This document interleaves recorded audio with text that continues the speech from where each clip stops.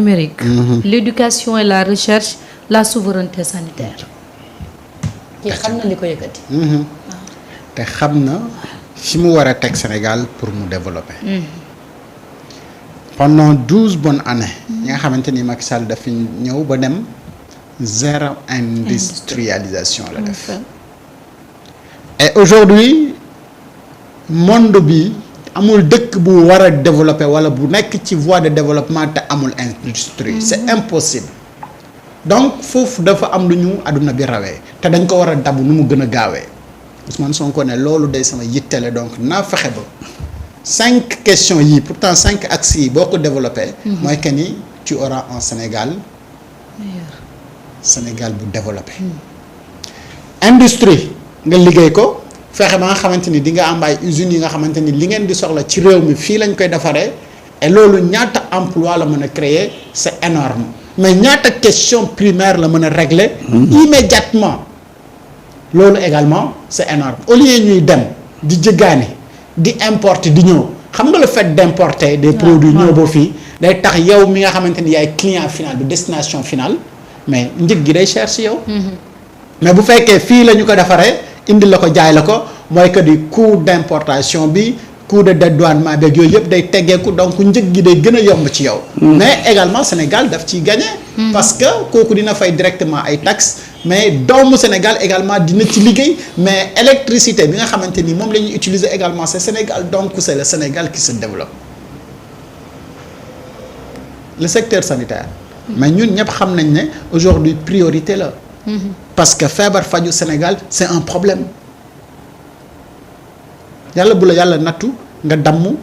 pour rek nga am jour bu ñu lay faj c'est un problème et pourtant dafa waroon nekk lu gaaw radiothérapie on en parle tout le temps. il n'existe même pas au Sénégal au moment où gars yi ñu ngi doon dilapider suñuy ressources bu ñu la waxee réew mu toll ni Sénégal benn radiothérapie wala ñaar moo fi am au maxi benn Dakar benn Touba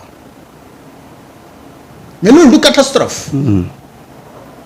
ci dëkk bu nga xamante ni xoolal ki soxla radiothérapie nekk Tamba wala Kédougou wala Vélingara yan jéego lay def wóoroo ko sax ndax am na paas bu ko indi Touba wala bu ko indi Ndakaaru bu ñëwee rendez-vous bi kenn xamul est-ce que feebaram dina ko xaar ba foofu donc priorité la pour ñu fexe ba nga xamante ni suñu secteur sanitaire bi dinañu ko développer. mais le secteur numérique ça c'est fondamental parce que aujourd'hui le monde va avec le numérique te ñun on n'est pas encore à la fenêtre même de l'histoire numérique du monde amuñu pratiquement dara ana serveurs yi ñu Macky Sall waxoon dinañ ko def fii Diamniadio personne ne les utilise. mooy data center boobu data center yooyu noonu. mais data center yooyu noonu mënuñu ko utiliser parce que tout simplement mais xamuñu sax c'est quoi. lan mooy utilité bi donc pour ñu am loolu noonu il faut ñu am benn autosuffisance wala au moins ñu am. lu ñuy permettre ñu xam ne c'est ça le numérique. voilà comment on l'utilise que ñu mën a utiliser loolu donc loolu dafa nekk axe bu nga xamante ni Marietta pour man c'est fondamental. et loolu moom moo lay expliquer na New Deal technologie bi du théorie kese. mais ils vont mettre de contenu ci New Deal technologie boobu noonu. et dans ce secteur-là numérique mais l'économie numérique c'est koy mën a développer et aujourd'hui le monde si foofu la nekk les grandes puissances. yi nga xamante ni ñoo nekk ci monde bi amul yu nga xamante ni dans le secteur du commerce que ce soit Alibaba ou Amazon mais ñoom ñu ngi concurrencer pour monopoliser donc le commerce mondial et loolu c'est à travers le numérique donc yow bu fekkee ni da nga bëgg industrialiser bëgg commercialiser mais faaw nga am également développement dans le secteur numérique ba nga xamante ni di nga mën a permettre à ce que les citoyens également puissent être en sécurité parce que aujourd'hui ku la gën a vulnérable ci côté sécurité cybersécurité mais kooku moo la gën a exposé wu et donc il faut que tamit ñu fexe ba nga xamante ni nos données que ce soit l'administration parce que dañ ko bëgg a numériser que ce soit suñu données yi nga xamante ni moom la ñuy am les citoyens ak tout ça que ça soit sécurisé et les data centers yi nga xamante ni moom la ñuy mën a am au Sénégal que tous nos données soient stockées au Sénégal et pas muy dem ma yónnee tey mail Samba balaa ko Samba di lire dem na France ba ñu intercepté ko xool door ko bàyyi mu daanu ci téléphone Samba loolu du sécurité bokkul ci sécurité et que loolu boo développé wul sa secteur numérique mënoo am sécurité boobu noonu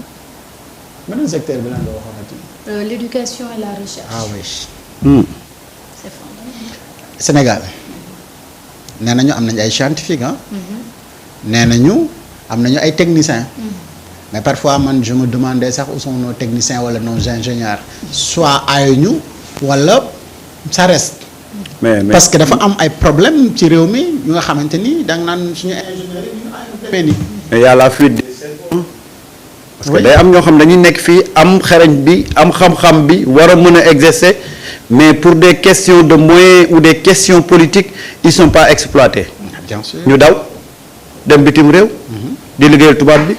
y a combien de Sénégalais de très grands intellectuels de très grands chercheurs de très grands scientifiques yoo xam ne tey ñu ngi de l'autre côté di servir le tubaab parce que environnement dafa bokk ci liy tax le bokk ci li nga xam ne day tax les talents mën a éclore si l'environnement n'est pas propice mais combien de gens combien de cerveaux ont fui ce pays-là parce que environnement bi war a mën a tax ñu mën a développer li ñu xam environnement bi amu fi gis nga pays fii Sénégal le Sénégal regorge tout ce qu'il y a comme compétence mais da ngay nekk ci dëkk on ne reconnaît pas tes mérites pendant ce temps on fait la promotion de la médiocrité tu n'as pas les moyens pour li nga bëgg a def mais nooy def da ngay daw boo xoolee dans l'administration même il y avait des gens brillants très brillants mais lan moo tax ñu réduire leen lan moo tax ñu jël leen mettre leen au frigo parce que ñenn ñi ils faisaient pas de la politique ñenn ñi bokkuñu woon ci parti au pouvoir te loolu nag à l'époque c'était crime de lèse-majesté la woon dañ lay jël soit on te met au frigo dañ lay brimer dañ lay jël dañ lay mettre à l'écart nga nekk fa tu deviens inactif tu deviens inutile mais demal dans les pays développés nga xool banqaas boo jël tu trouveras un Sénégalais man am na benn ONG bu ma doon travailler mais bu ñu demaan ay conférence internationale là mais da ngay gis ay Sénégalais yoo xam ne ñuy indi ay délégation yi Belgique yi Suisse yi États-Unis mais des Sénégalais yoo xam ne en termes d'expertise mais da nga naan comment Sénégal am lii ba pare te mënu ko jëriñoo. Et ils sont partout. Ils sont partout dans le monde et dans tous les domaines mais nag quand l'environnement n'est pas propice. mais Samba mais dañuy dem c'est pourquoi le premier ministre sénégalais est conscient. parce que en réalité li manqué woon mooy lii mu bëgg nii. mooy investir ci recherche ak éducation. et bu fekkee da nga industrialiser sa dëkk investir ci recherche ak éducation. mais ñooñu bu ñu paree xarañ. industrie yooyu noonu ñoom ñoo leen di permettre ñu mën a lii imaginez un ingénieur sénégalais peut-être am na ay ingénieurs sénégalais automobiles yu nekk un peu dans le monde yi nga xamante ni tey am nañu xarañte ak xam-xam ba nga xamante ni mën nañoo liggéey oto ba mu noppi. waaw. mais le pays n'est pas industrialisé pour que seen xam-xam boobu ñoom ñu ñëw jëmmal ko fii donc dañuy obligé ñu dem liggéey ci yeneen i dëkk ak domaine boo mënti jël am na ay sénégalais yu nga xamante ni xarañ nañu. mais capacité wu Sénégal moom moo leen mënul a permettre à ce que ñoom ñu développer li nga xamante ni soxla nañu ko. et tey bu ñu industrialiser dëkk bi teg ko ci yoon mi nga xamante ni moom la war a tegu ñu investir ci recherche ak éducation mais su ko defee dina mën a lii même en termes d'armement pour la sécurité et la défense du Sénégal. Il nous faut ñu investir ci domaine boobu noonu. mooy éducation ak recherche. c'est ce qui permettrait aux ingénieurs ak ñeneen ñi nga xamante ni dañu nekk foofu yépp mën a xool naka la ñuy fexe ba nga xamante ni les armes yi ñuy utiliser pour la défense et la sécurité du Sénégal sera made in Sénégal. ñu xam naka la ñuy fagaroo ba nga xamante ni dinañu mën a faire face par exemple à cette insécurité bi nga xamante ni moom mooy gangréner donc le monde mais loolu. il nous faudra une maîtrise de la technologie parce que tout ça va avec donc l'évolution technologique. te xam nga lu ci neex. parce que aujourd'hui les armes sont commandées pour la plupart du temps ce qui s'est passé en une semaine entre Irak ak Iran ak Israël ça a montré que ni les gens doivent utiliser non seulement ay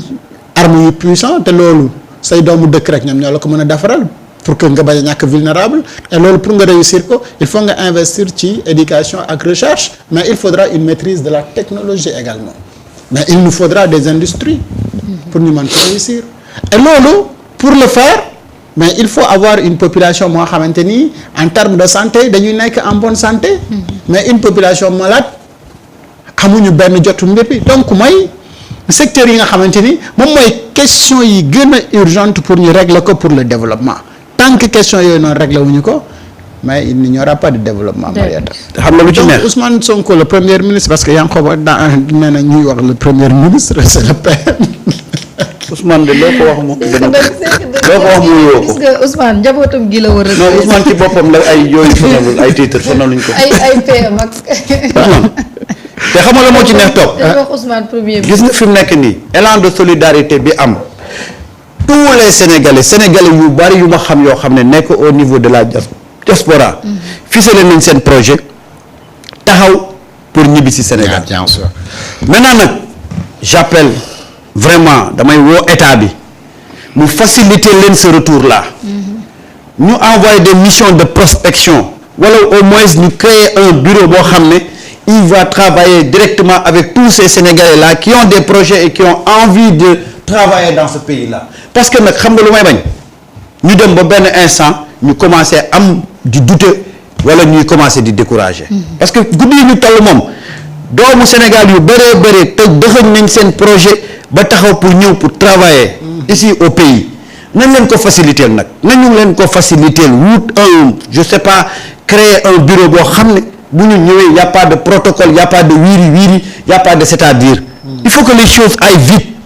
il faut que affaire yi gaaw il faut que affaire yi nekk ci benn fast track y a beaucoup de Sénégalais yoo xam ne tey seen rêve yëpp mooy ñu pare jël seeni bagages daal di ñibbisi